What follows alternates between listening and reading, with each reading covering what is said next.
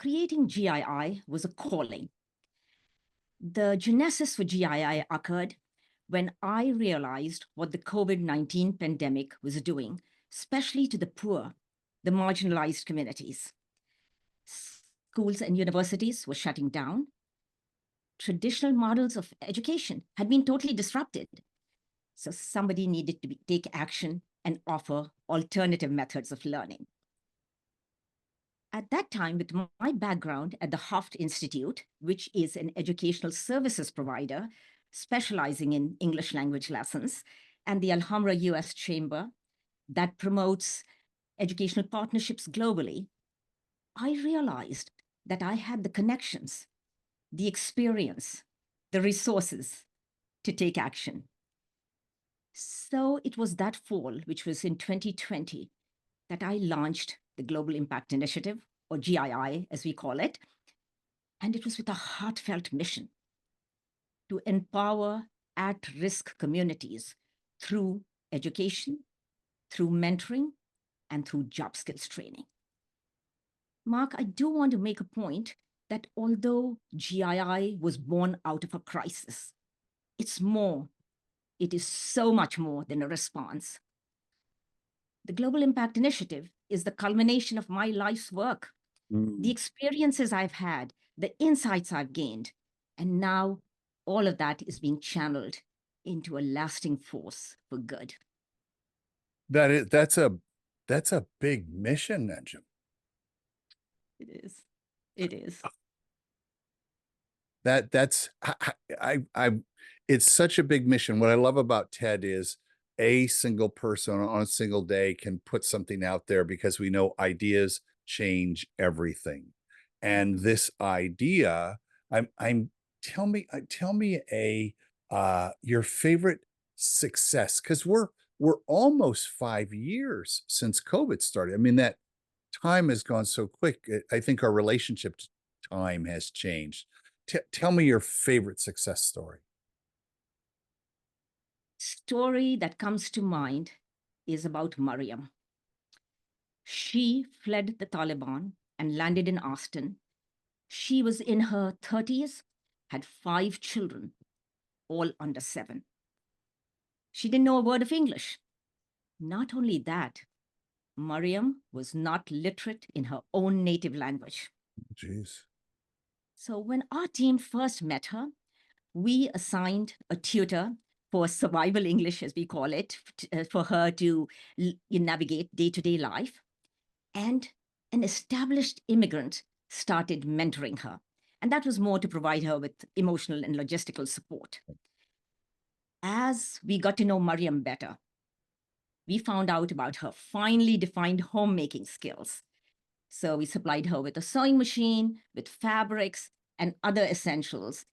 And an experienced seamstress from our community started advising her. Her mentor connected her to dry cleaning and alterations places. Oh. And very, very quickly, Mariam was making $12 to $14 an hour. And as this was happening, her confidence was soaring. Yeah, sure. Now, Mariam participates in the community bazaars that GII co-organizes with the YMCA. The community loves her. They're buying her goods. And she has this new sense of pride. The glow in her eyes, the look on her face says it all. But another important thing is that she has started to give back to the community that embraced her. Give me an example of that. She's doing it by mentoring 2 newly arrived Afghan refugees. And her daughters are now interpreting for me. They are 8 and 9 years old. Really? And they come to our events and they're interpreting. You know, it's just a small example of how interventions, just small, you know, when you're creative and have these interventions, they can have a life-changing impact. So her life has changed, and everybody else all of us who've been watching her are so inspired. I love the good stories. However, I also know that there's always a dragon in our stories. And it feels like the number of refugees today, regardless of COVID, more related to war and strife and all of that, which we don't have to get into all of those. Are you, is the organization large enough to be able to handle that, or how does that work? I would think you're overwhelmed. Yes, we are. But you know what? It's always worth it. Whoever we Oh, can serve, it just to see that difference that it's making in somebody's life, and that yeah. difference is transformational. It is generational. So it's always worth it. But you're absolutely right. We do not have the time, the resources to serve all the people that we aim to serve. One of the things that is curious to me is there a community of organizations like GII, and through a community effort, are you able to work with one another and maybe help serve more people? That's exactly what it is Oh, happening. oh, great. At GII, I'm always looking for people, looking for organizations whose mission resonates with ours. And Yeah, I find those people, and then we yeah, band together. yeah. And that's what's happening at the local level, at the regional level, national and international. So there are many organizations, and the leaders of so many of those organizations have been my mentors, because when I started GII, I didn't have nonprofit experience. And we are learning from each other, and Mm. then we are also we're helping each other in the process, and then our clients too. I love the power of mentoring. I've been a mentor, I think, since my 40s, probably maybe before that, but conscious of the role of being a mentor. One of the things that was impressive to me was the idea of reverse mentoring and Yeah. learning from those that were mentoring those things that we don't know. Mhm. And I'm curious, do you have an experience of that? Every day. it's it's the grit, the resilience, Yeah. the sheer tenacity and the Mm, humility of the people that mm, we serve. mm, That's what inspires me. So you're talking of reverse mentoring. I learn from them every day. And in mm, fact, that's what keeps me going. mm. I'm curious, we have there's a national debate going on right now with immigration, and that's a challenge. And it sounds like, Miriam came from the Taliban and she came in. How do you work that whole part of this? Because that feels like before we can educate and mentor and find the hidden talents and tailoring and a million other things, how do you get through that legal piece? That the frontline work is done by other organizations. Okay. GII, our focus is refugee stabilization and integration. So when Oh, got refugees it. arrive, there are other organizations that help with the housing and all of that. But Yeah. when we take over, we help children enroll in school, adults find jobs, or, as we call it, livelihood development, and offer English language lessons. And most importantly, we identify gaps and then creatively try to fill those gaps. Oh, I love that. I love the word refugee stabilization. I've not heard that before. So I see where you are in the whole chain of things. So I'm Mhm. guessing that a large component of the work is just an awareness of what you do, so that those organizations who are looking, like we've got a Miriam who's got some kids, here's the next thing that we need to do. We let's get the school going, let's get the work going, let's figure all that out and find the mentors. Tell me how many.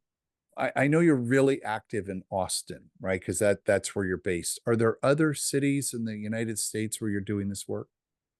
We are doing some tutoring in Salt Lake City, Sacramento, Virginia, and Boston, but Got it. that's 15 students, middle school students. Most of our work is in Austin with refugee communities locally. I and what's the age group typically? It's children from elementary all the way to high school, and then it's women, of every age, um, and then the husbands, the entire family. We serve them all. We find jobs, and Mark, it varies from community to community. So, for example, the needs of the refugees from Afghanistan are very different from the needs and skill sets of those from Ukraine. So who we are helping and how. So in the case of Ukrainian refugees, we are helping several of them set up their businesses. Mm. They are very entrepreneurial and they're ready for Yes. them. Yeah. In the case of the Afghans, it's a different skill set, and we're trying to, work on that and get them to where they will find jobs that are meaningful. Our whole thing is finding them jobs with dignity and with purpose. And, Mm. something where they can have a lifetime of stability, a lifetime of success. I I love the you had said earlier the generational impact, Mhm. because I know that here someone has uprooted themselves. They've Mm. crossed an ocean typically to come here. They don't know anything. In the case of Miriam, doesn't really know her own language enough to be literate, and they're starting all over. So this is generation zero almost, if you will. And then the things that you do are going to help them, and their children are going to see what it was like getting that help in their children. How do you I'm curious.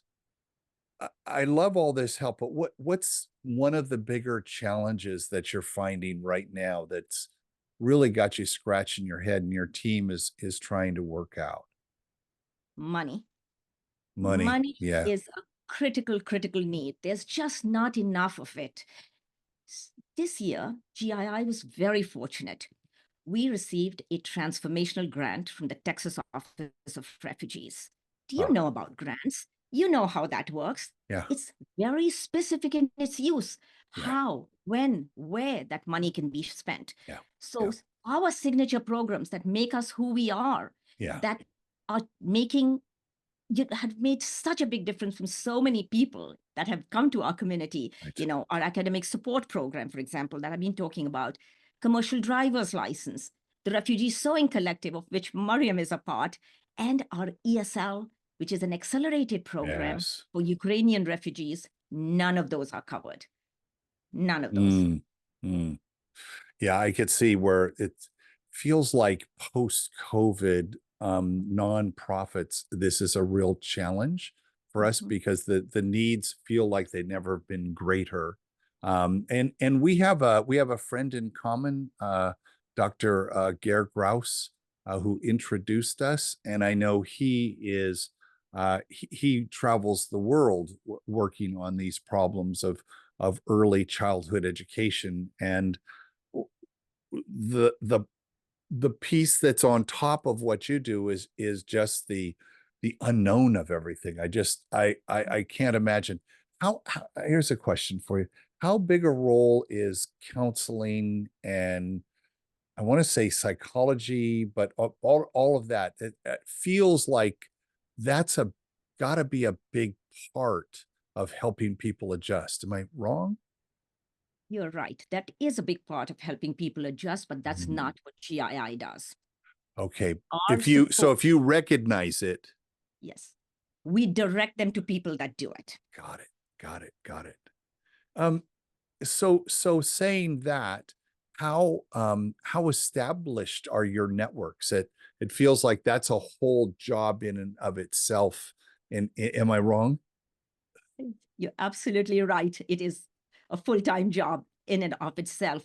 We're blessed to have a supportive community. And Yes. like I mentioned earlier, the nonprofits all work together and we communicate very well with each other. And that's what keeps this going. Because, Um, these refugees have come with very little and they're facing a world with scant resources. And truly, if it weren't for all the nonprofits, all the wonderful organizations in Austin and beyond, the picture would be very different. right. I think Austin is unique in that way, as Santa Barbara is unique in that way. We've got more nonprofits than I think any county in the country. So I'm familiar with the challenge, and also the dedication that you have to have. So thinking about you as the founder, and you had So now we're, coming up on 5 years of this. When you started it, you didn't really, it was like, okay, you have an idea, you have a dream. Um, how how closely has that path been to what you thought versus something happening? You went, oh, hold it. Here's the real problem over here. It's been very different. Refugee Mm, problems, refugee challenges, they change from minute to minute, literally from day to day, week to week, month to month. So you constantly have to pivot. You constantly have to adapt. Your programming has to be in sync with their needs, which is very different from the established education services business that I came from, which is my family business, where we catered to a certain section of society where truly money was not a factor. They were they were happy to have educational pods for their children, to where now I'm working with people that don't have a single computer or have a broken down machine or don't know how to use I it. don't have dinner. Exactly. Or don't know where the next meal is going to come from, even in Austin, Texas, mind you. And then also another thing that's happening is that, you know, you're talking of communities that have never used technology. And especially when we started out in the thick of COVID, how do you risk your volunteer, your neighbor, to go to Mm, somebody's house to activate Zoom for them? mm. You know, it's there's just a lot of challenges, but once again, it has been worth it. I mean, I wake up every day energized, thinking, well, we are making a difference. And that's what keeps me going. Thank you so much for taking a few minutes to out of your busy day to talk to our TEDx Santa Barbara audience about what you're doing. We're just really excited to give you the platform to be able to tell your story. Thank you so much. It's been a pleasure and honor to be here.